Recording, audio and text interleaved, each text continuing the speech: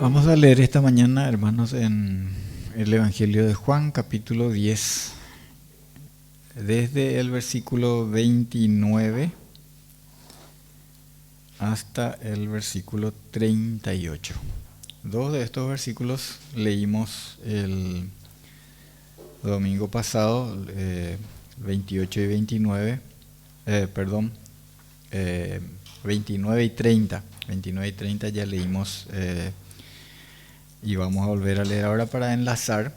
Y de hecho el 30 habíamos leído solamente para cerrar y para marcar el versículo con el que íbamos a comenzar hoy. Dice así, Juan 10, 29 al 38. Mi Padre que me las dio es mayor que todos, y nadie las puede arrebatar de la mano de mi Padre. Yo y el Padre, uno somos. Entonces los judíos volvieron a tomar piedras para apedrearle. Jesús les respondió: muchas buenas obras os he mostrado de mi Padre. ¿Por cuál de ellas me apedreáis? Le respondieron los judíos diciendo: por buena obra no te apedreamos, sino por la blasfemia, porque tú, siendo hombre, te haces Dios. Jesús les respondió: ¿no está escrito en vuestra ley, yo dije, dioses sois? Si llamó dioses a aquellos a quienes vino la palabra de Dios, y la escritura no puede ser quebrantada, al que el Padre santificó y envió al mundo, vosotros decís, tú blasfemas, porque dije, hijo de Dios soy. Si no hago las obras de mi Padre, no me creáis, mas si las hago, aunque no me creáis a mí, creed a las obras, para que conozcáis y creáis que el Padre está en mí y yo en el Padre.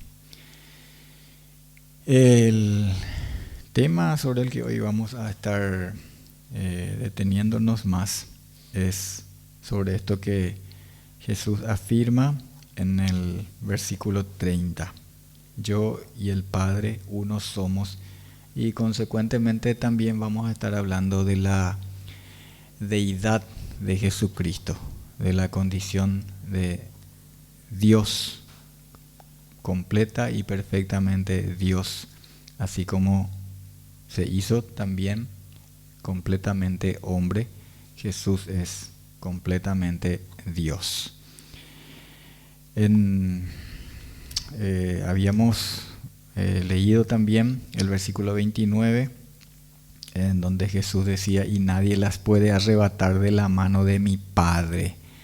Recordemos que esto sigue a otra afirmación de Jesús, que dijo, nadie las arrebatará de mi mano. Entonces, para que no nos quedemos preguntándonos en la mano de quién están las ovejas del buen pastor, porque a veces se hacen cuestiones como esa, ¿verdad? Y el hombre discute qué persona es la que hace una cosa, de quién es la gracia y quién es el Salvador y cosas como esas. Sin embargo, la propia palabra de Dios a veces, yo creo que con toda intención, intercambia aquellos atributos, y entonces nosotros sabemos que la gracia no solamente es del Padre, también es del Hijo. La gloria no solamente es del Padre, es también del Hijo. Y así como acá encontramos que estamos en la mano del Hijo, pero también estamos en la mano del Padre. Nadie las arrebatará de mi mano, dice el Hijo, y después él mismo dice, y nadie las puede arrebatar de la mano de mi Padre. Y después dice, yo y el Padre uno somos.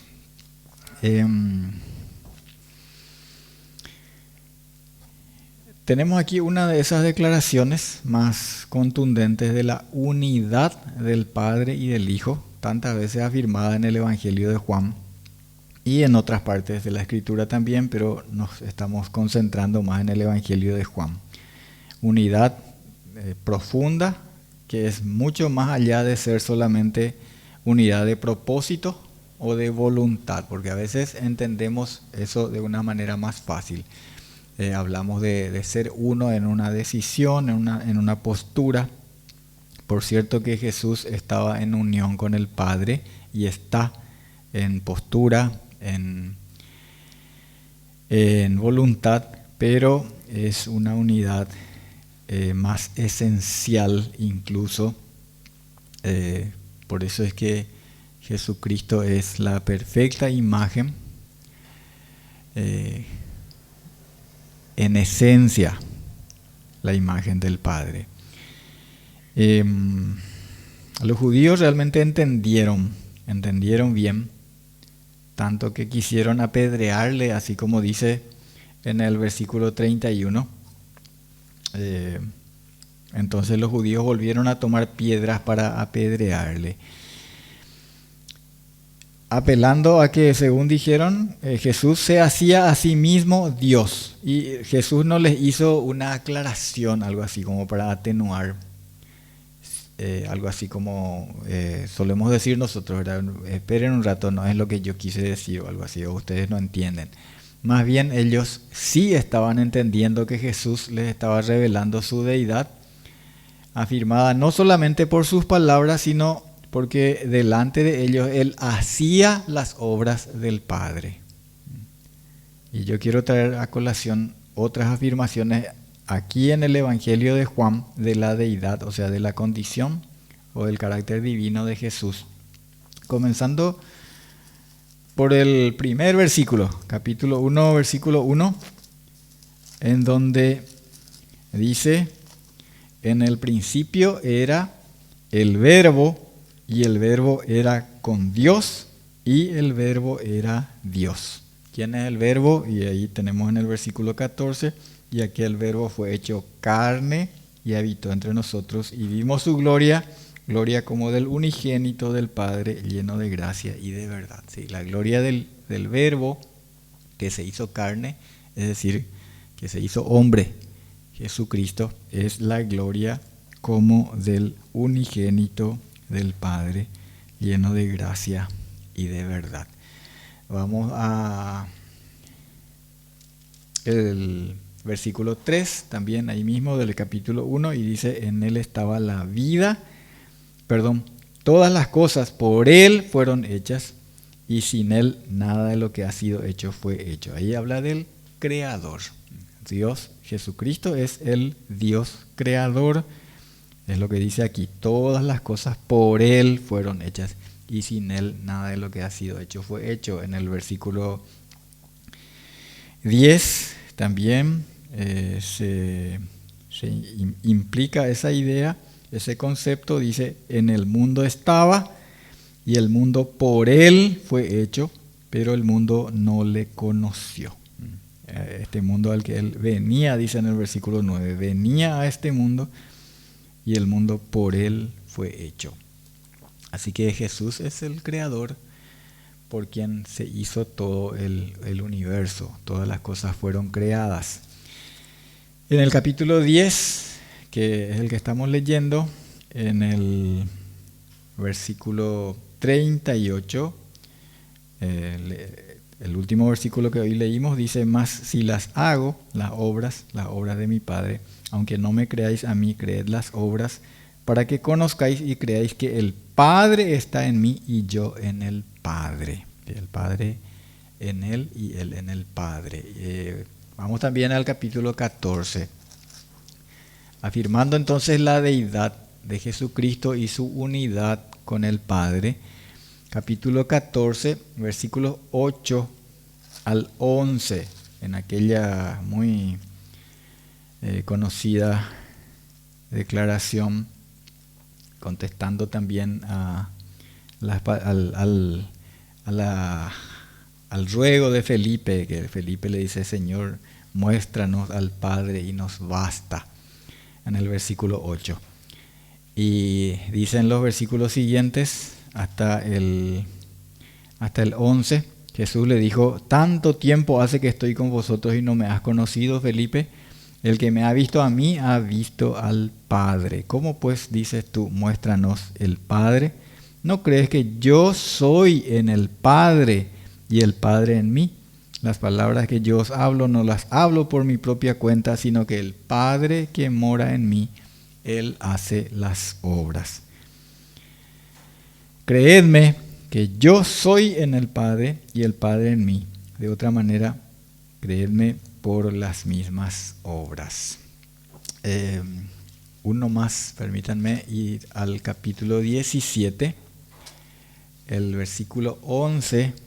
Ahí en el ruego, en la oración que Jesús está haciendo por su iglesia, por nosotros, por sus discípulos, dice, capítulo 17, versículo 11, y ya no estoy en el mundo, mas estos están en el mundo, y yo voy a ti, Padre Santo, a los que me has dado, guárdalos en tu nombre para que sean uno, así como nosotros. Ahí él vuelve a decir que él y el Padre son uno. En la última revelación también en el libro de Apocalipsis de Jesucristo, también Juan vio y oyó a Jesucristo como Dios. Se menciona a Jesucristo como Dios. Esto, hermanos, es importante que nosotros tengamos firme. A lo mejor uno entiende que esto es natural, sin embargo, cuando aparecen aquellos que cuestionan, muchas veces nosotros no estamos preparados, y la palabra de Dios dice que tenemos que estar siempre preparados para presentar defensa, razón de la esperanza que tenemos, firmemente sostenidos plantados sobre la palabra de Dios. En el libro de Apocalipsis, capítulo 1, versículo 8, está hablando del Padre. Claramente ahí en Apocalipsis, capítulo 1, versículo 8, hablando del Padre,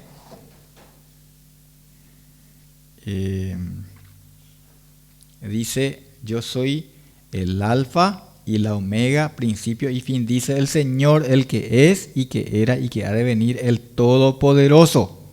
Bueno, ¿por qué digo claramente del Padre sin excluir al Hijo? Realmente es porque a priori uno puede decir, cuando acá habla de el alfa y la omega, el principio y el fin, así dice en el Antiguo Testamento, ¿verdad? Es el Padre, porque es el Todopoderoso.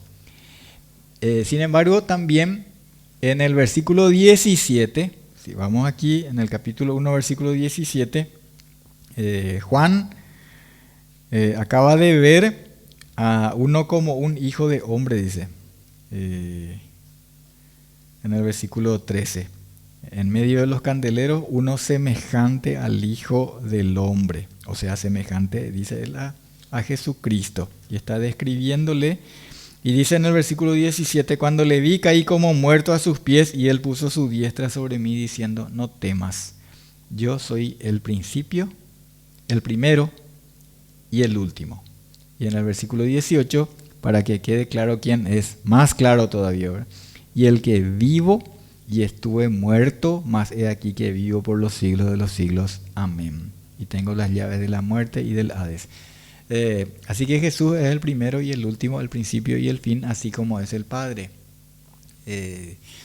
Porque es uno con el Padre. Acá no se puede decir que es el Padre porque el Padre nunca estuvo muerto, ¿verdad? El que estuvo muerto es el Hijo. Mas he aquí que vivo por los siglos de los siglos. En Apocalipsis también, capítulo 5, versículo 13, es de destacar esto que dice aquí.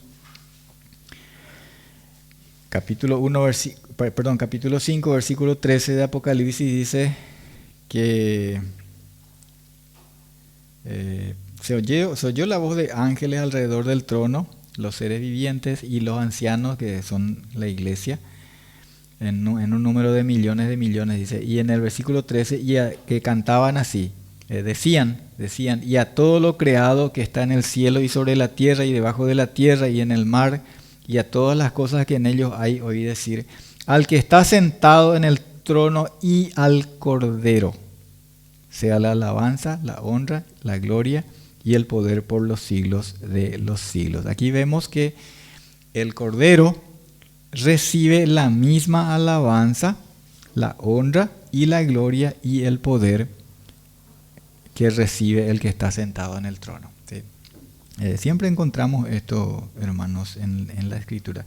Esto es muy importante porque la palabra de Dios dice, y voy a cuidar un poco el tiempo, pero quiero compartir mucho de la palabra de Dios misma hoy, que es mucho más importante que cualquier comentario que se pueda hacer. En Isaías 42:8,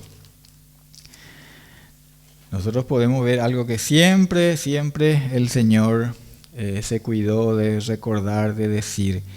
Isaías 42:8 dice: yo Jehová, este es mi nombre, y a otro no daré mi gloria, ni mi alabanza a esculturas. Voy a dejar aparte ahora esto de ni mi alabanza a esculturas. De eso estuvimos hablando hoy en la escuela dominical. Pero aquí dice, y a otro no daré mi gloria. Otro no puede recibir la gloria del Padre. ¿Y por qué Jesús recibe? Porque Jesús no es otro. ¿Sí? Jesús es uno con el Padre.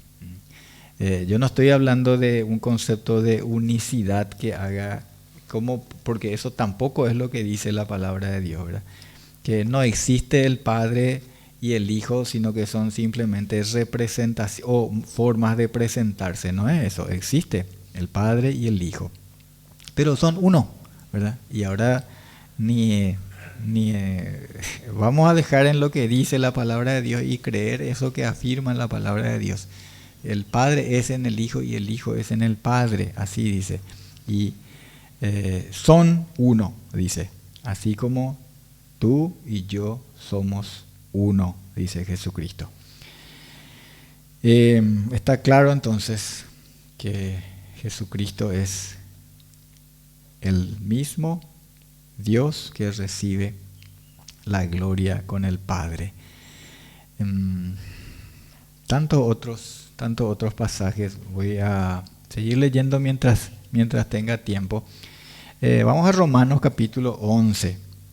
Romanos capítulo 11. Los versículos 33 al 36. ¿Qué tenemos aquí? Romanos capítulo 11, 33 al 36. Está hablando de Dios, ¿sí? Dios, el que sujetó a todos en desobediencia, dice en el 32, para tener misericordia de todos. 33 al 36. Oh, profundidad de las riquezas de la sabiduría y de la ciencia de Dios. Cuán insondables son tus juicios e inescrutables sus caminos. Sus juicios e inescrutables sus caminos. Porque ¿quién entendió la mente del Señor? ¿Quién fue su consejero? ¿O quién le dio a él primero para que le fuese recompensado? Porque de él y por él y para él son todas las cosas. A él sea la gloria por los siglos de los siglos. Amén. ¿Sí? ¿Para quién entonces? Para Dios. Porque de él y por él y para él son todas las cosas. A él sea la gloria por los siglos. Si vamos a Colosenses, la carta a los Colosenses, capítulo 1, versículos 15 y 16, si podemos tener en mente lo que acabamos de enfatizar en ese último versículo leído. En Colosenses, capítulo 1, versículos 15 y 16, dice de Jesucristo. Él es la imagen del Dios invisible, el primogénito de toda creación, porque en Él fueron creadas todas las cosas, las que hay en los cielos y las que hay en la tierra, visibles e invisibles, sean tronos, sean dominios, sean principados, sean potestades. Todo fue creado por medio de Él y para Él. Pero podemos seguir en un tiempo probablemente indefinido mostrando esto, porque no solamente en estas declaraciones así puntuales, sino en todo el carácter. Por eso es que Jesús le dice a Felipe: el que me ha visto a mí, ha visto al Padre. El rostro, el ser del Padre fue revelado en la faz de Jesucristo, en el carácter de Jesucristo.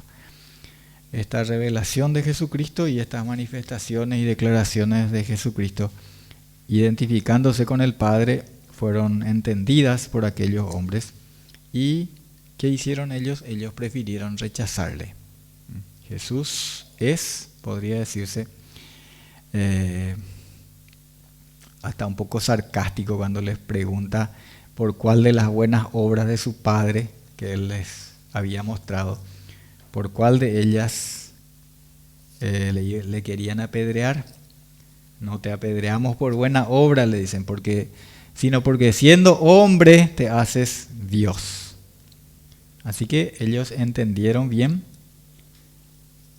que Él se estaba presentando como Dios, pero no le recibieron, así como dice en Juan 1:12. A lo suyo vino, ¿sí? Aquel mundo que Él hizo, que por Él se hizo. Él vino y vino a su pueblo, pero ellos no le recibieron, no le creyeron, no creyeron que Dios se hizo hombre y habitó entre nosotros. Pero en Hebreos dice por qué Él se hizo hombre, por qué Dios se hizo hombre. Les invito a mirar en Hebreos capítulo 2.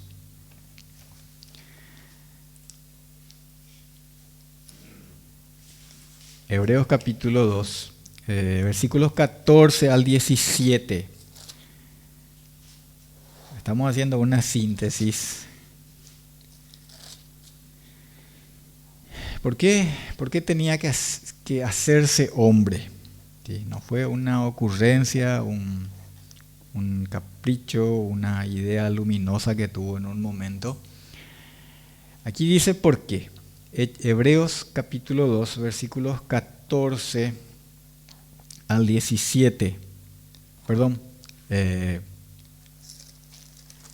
Hebreos capítulo 2, 14 al 17. Dice, así que por cuanto sus hijos, los hijos participaron de carne y sangre, Él también participó de lo mismo, o sea, de carne y sangre, para destruir por medio de la muerte al que tenía el imperio de la muerte, y esto es al diablo, y librar a todos los que por el temor de la muerte estaban durante toda la vida sujetos a servidumbre, porque ciertamente no socorrió a los ángeles, sino que socorrió a la descendencia de Abraham, por lo cual, y aquí les pido que presten especial atención, dice, debía ser en todo semejante a sus hermanos, para venir a ser misericordioso y fiel sumo sacerdote en lo que a Dios se refiere, para expiar los pecados del pueblo. Hermanos, la ley establecía que aquel que caía en servidumbre, en esclavitud, que caía por causa de alguna deuda, podía ser redimido por uno de sus hermanos, por un goel, o sea, un pariente redentor. Y Jesús vino a hacer eso, hermanos. Jesús vino a ser nuestro pariente redentor. Tenía que ser en todo semejante a sus hermanos. Tenía que ser un hombre pariente nuestro, de nuestro mismo linaje. Y eso es lo que Jesús se hizo. Dios, el Hijo de Dios, se hizo hombre, porque debía ser en todo semejante a sus hermanos. Así que se hizo completamente hombre. Lo que Isaías anunció que iba a ser él, ¿qué iba a hacer? Iba a ser, le va a poner por nombre, se le va a poner por nombre Emmanuel. Dice, se llamará su nombre Emmanuel, aquel que iba a nacer de una virgen. ¿Y qué es Emmanuel? Dios con nosotros. ¿Sí? Dios con nosotros. Igualmente, Isaías capítulo 9, versículo 6 también. Se llamará su nombre admirable, Dios fuerte, Padre eterno, príncipe de paz. En todo eso la escritura es abundante, tan abundante que es por demás clara, que Jesús era Dios con nosotros. eh, siendo anunciado en su encarnación, su presencia, los prodigios que Dios hacía por medio de él. Jesús fue afirmando lo que los profetas decían, lo que también estaba prefigurado en el tabernáculo, en el arca, que era la presencia de Dios en medio del pueblo. Por eso cuando Jesús viene y Juan dice, y aquel verbo se hizo carne y habitó entre nosotros, en realidad lo que está diciendo es puso su tabernáculo entre nosotros, porque el tabernáculo también era una figura de Jesucristo viviendo entre los hombres, Dios viviendo entre los hombres. Y si estas cosas parecieron extrañas a aquellos judíos, es porque no quisieron creer. No es porque no entendieron, ya vimos que sí entendieron, pero no quisieron creer lo que las Escrituras decían. Por eso Jesús les dice en Juan 5:39, escudriñad las Escrituras. Escudriñad las Escrituras, ellas son las que dan testimonio de mí. Y nosotros, ¿cómo tratamos nosotros de mostrar y de demostrar a las personas que Jesús es Dios, que Jesús es el ungido, el Mesías, el Cristo, con las Escrituras? Porque las Escrituras son las que dan testimonio de Él.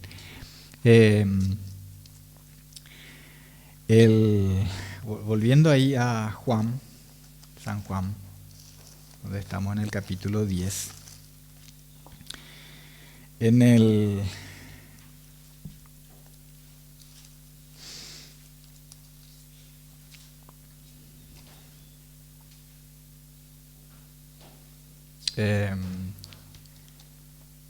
capítulo 5, perdón, el que hice mención recién, en el versículo 39 Jesús dice, escudriñad las Escrituras, porque ellas dan testimonio de mí.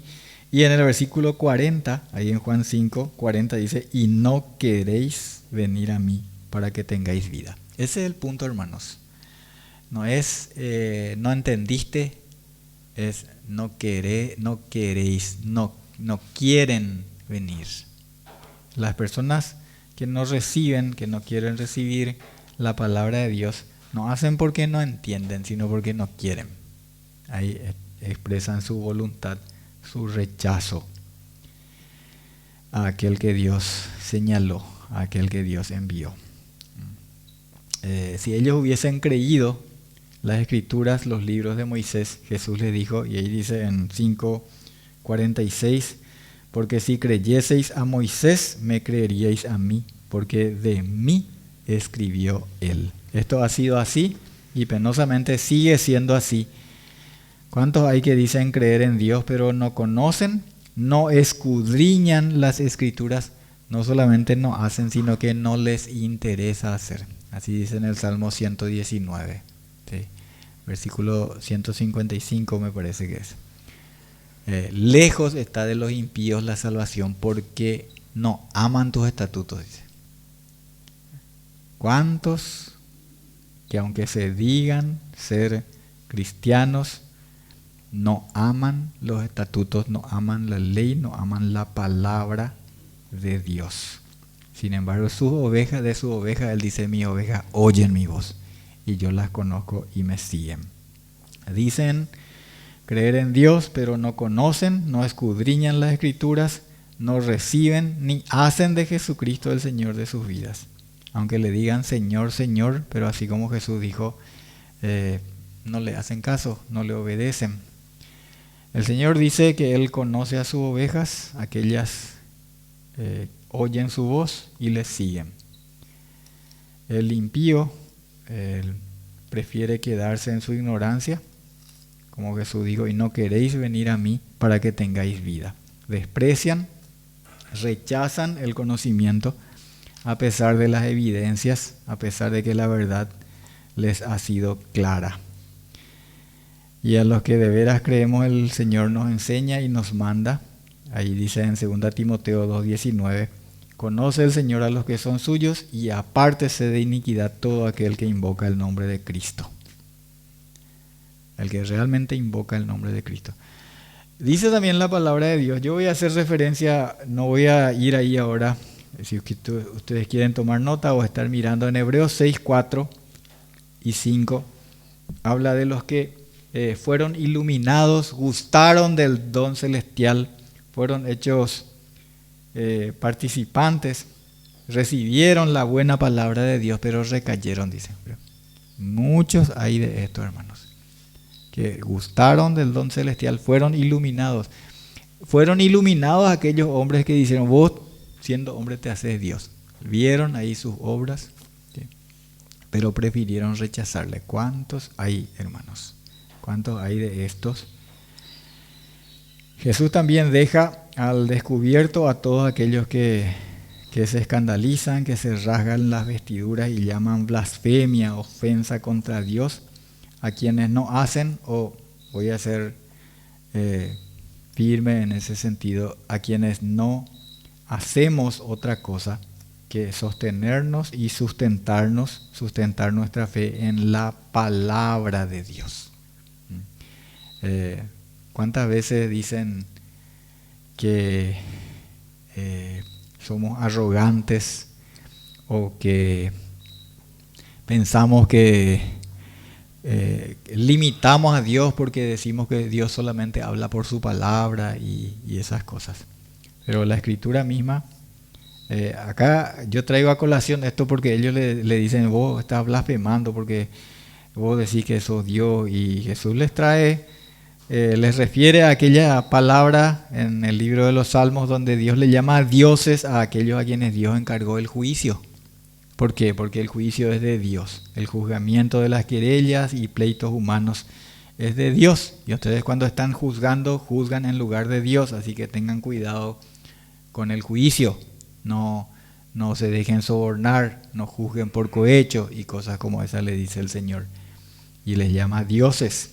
Dioses porque están haciendo el trabajo, el papel de Dios en el juicio, en los pleitos humanos. Ahora, si a ellos Dios les llamó dioses, ¿por qué ustedes se enojan? ¿Por qué